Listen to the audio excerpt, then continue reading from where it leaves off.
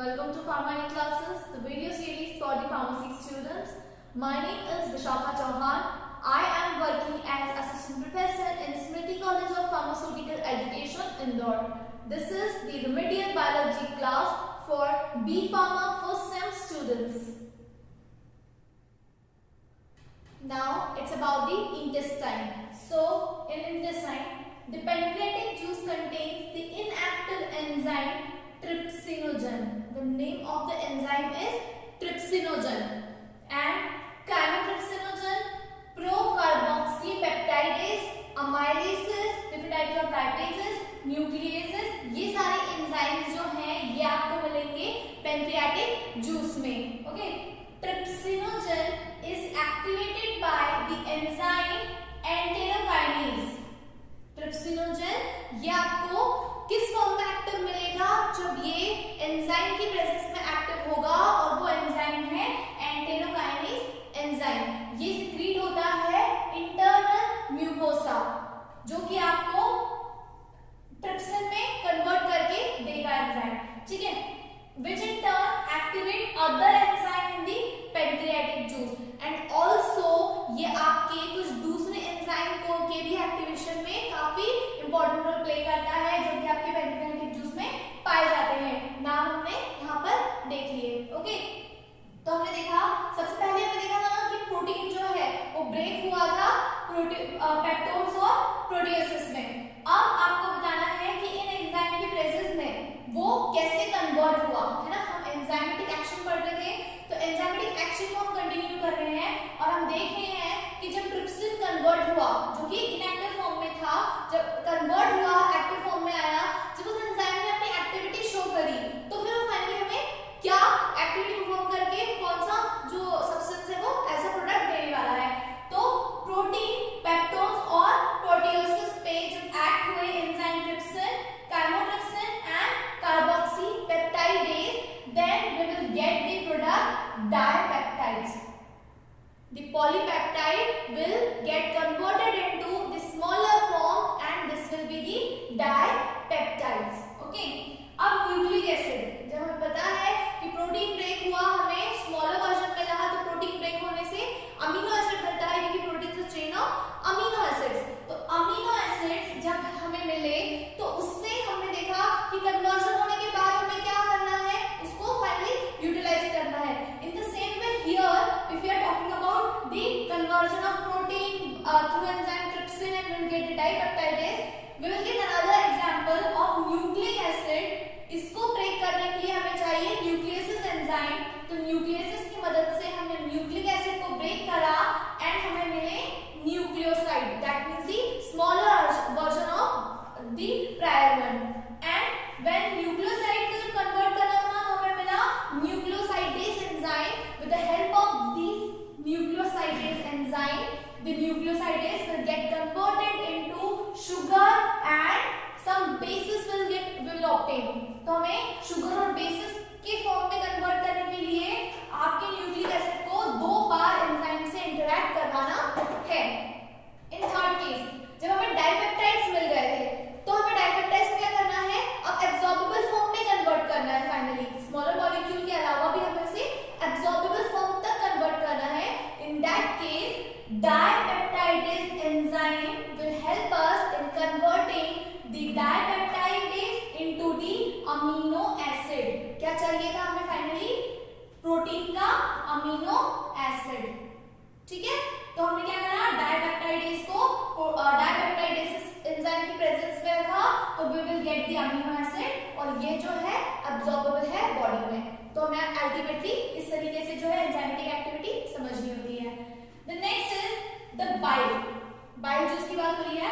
The bile activate the lipase and small amount of lipases are secreted also in the gastric glands. आपकी gastric glands से भी कुछ amount जो है lipase का secrete होता है.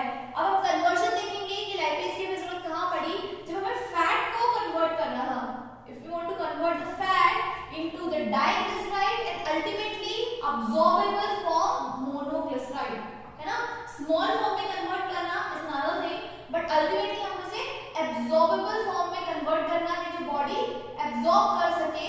So this is the monoglyceride monoglyceride in the absorbable form, तो हमने लाइपेज की प्रेजेंस जब रखी, with the help of lipase enzyme the fat will get converted into glycerides and ultimately in the monoglyceride form.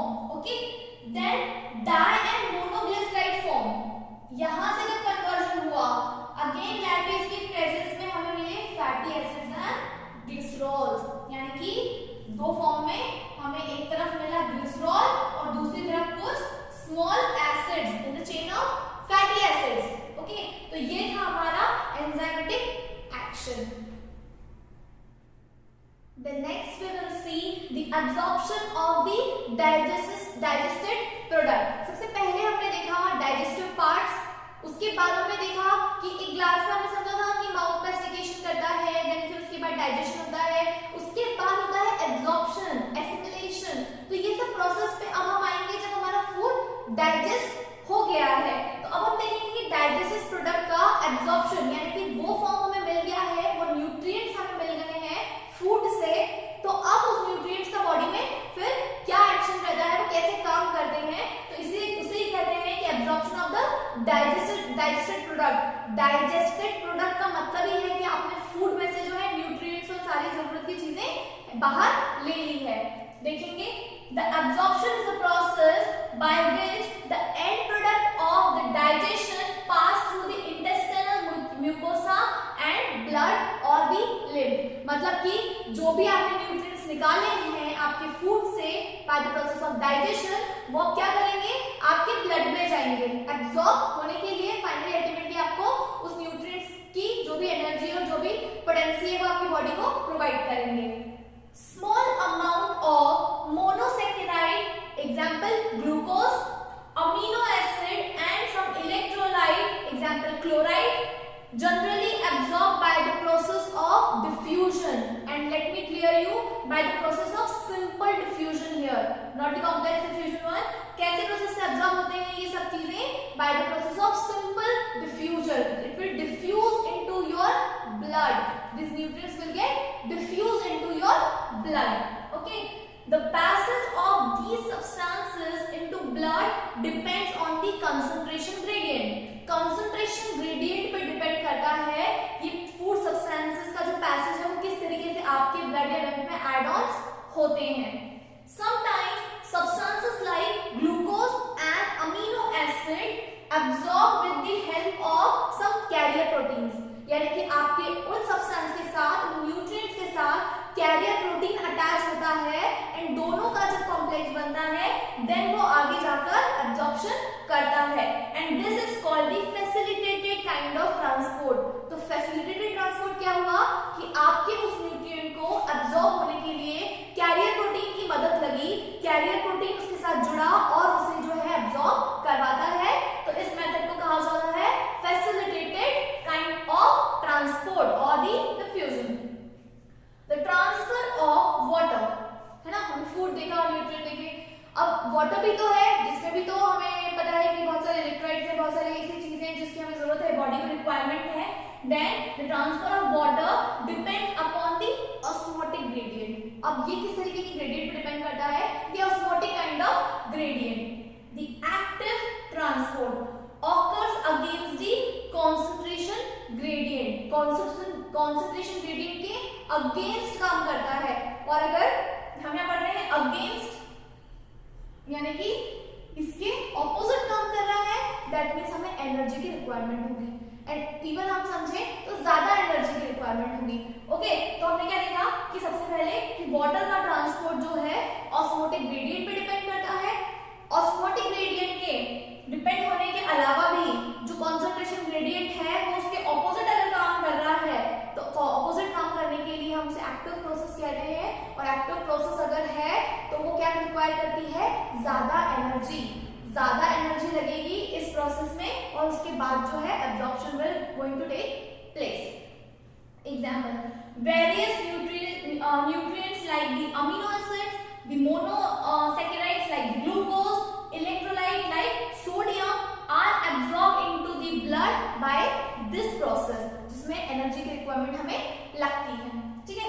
Then fatty acids and glycerol. अब हम पढ़ते हैं कुछ फैटी एसिड्स और कोलेस्ट्रॉल का एब्जॉर्प्शन अगर हमें करना होता है जो कि इनसॉल्युबल है, क्या है, इनसॉल्युबल है। अब आप कहेंगे कि जब हमारे न्यूट्रिएंट्स को ब्लड में मिलना है और वो उसमें जो है सॉल्युबल ही नहीं है, तो फिर किस तरीके से जाएंगे? In that case it can not get absorbed into the blood because of insolubility, they forcely incorporated into the small droplet which we also called as micelles. सबसे पहले हमने उन फैटी एसिड्स को क्या करा? कन्वर्ट करा। हमें अल्टीमेटली अब्सॉर्ब करवाना है हर टाइप का material, either it will be a monosaccharide unit, either it will be a fatty acid और वाटर और न्यूट्रिएंट्स और सॉल्ट्स।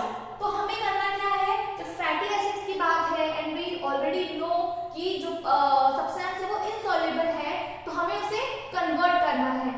कन्वर्जन किसी ऐसे सब्सटेंस या फॉर्म में जिससे वो आसानी से बॉडी में एब्जॉर्ब हो जाए। आसानी से एब्जॉर्ब करने के लिए उसे स्मॉल ड्रॉपलेट्स में कन्वर्ट किया जाता है, जिसे हम सिंगल यूनिट टर्म में कहते हैं माइसेल कन्वर्जन। ठीक है, माइसेल में से आपने कन्वर्ट कर दिया, which move into the intestinal mucosa। अब क्या होगा? ये आपके इंटेस्टिनल म्यूकोसा की तरफ बढ़ सकता है क्योंकि अब वो एक दूसरे कंफर्टेबल फॉर्म में कन्वर्ट हो चुका है ना। कंफर्टेबल फॉर्म में कन्वर्ट होने के बाद they are reform into small proteins. Ultimately हमें उसे स्मॉल प्रोटीन यानी कि कुछ ऐसी सब्सटेंस की कोटिंग में कन्वर्ट कर दिया है जिसकी मदद से वो इनसॉल्युबिलिटी वाले क्राइटेरिया को क्रॉस कर सकता है। क्योंकि प्रॉब्लम क्या थी? वो स्मॉलर और एब्जॉर्बेबल सब्सटेंस तो था, लेकिन सॉल्युबिलिटी इश्यूज थे।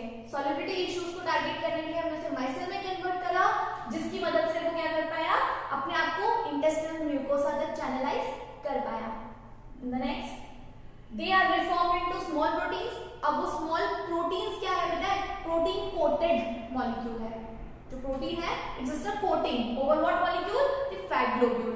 ये जो आपका फैट ग्लोब्यूल था, इसके ऊपर आपने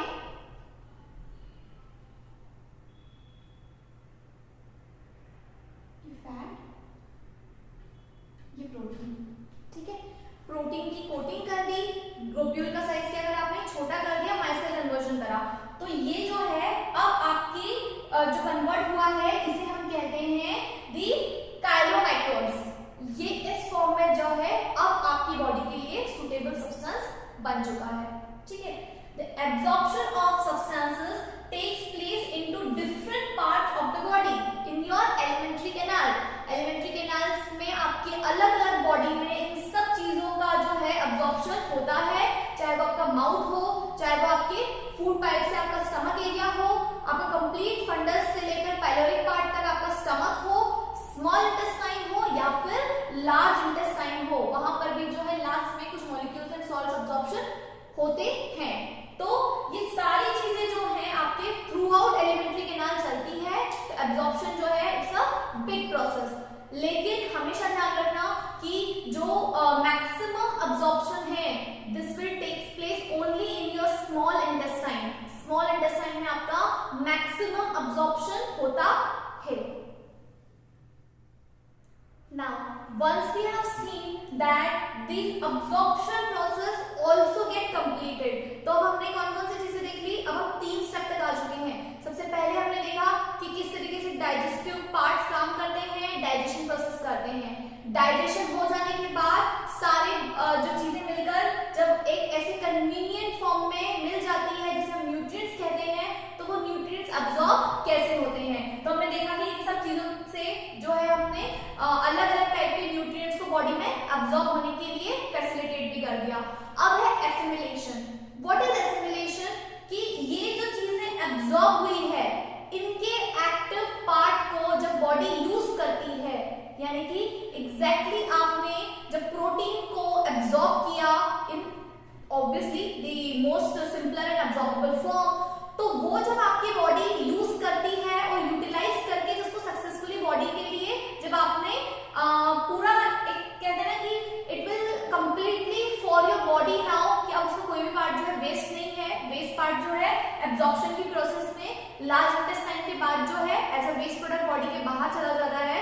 तो आपने यहाँ तक बॉडी के लिए जितनी भी सुटेबल चीजें, न्यूट्रिएंट्स और मॉलिक्यूल्स थे, उनको जब यूटिलाइज कर लिया बॉडी के बेनिफिट के लिए,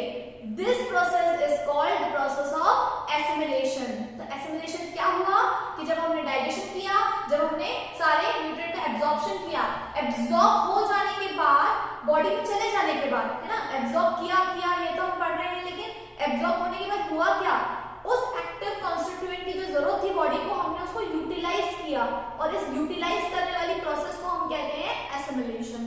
तो यहाँ तक बॉडी में जो है आपके सारे इंपॉर्टेंट कॉन्स्टिट्यूएंट को इस्तेमाल किया है बॉडी के बेनिफिट के लिए। The last part is excretion. Excrete out कर देना उन बाय प्रोडक्ट्स को या उन बचे हुई चीजों को जिसका आपकी बॉडी को कोई और काम नहीं है, जो अनवांटेड प्रोडक्ट है, जिसको अब हम रीअब्सॉर्ब नहीं कर सकते, जिसकी वजह से हो सकता है कि हमारा, जैसे अगर हमने सॉल्ट को सपोज रीअब्सॉर्ब करवाया तो उसकी वजह से उसका कंसंट्रेशन बढ़ सकता है, किसी पर्टिकुलर आयन का कंसंट्रेशन इंक्रीज भी हो सकता है।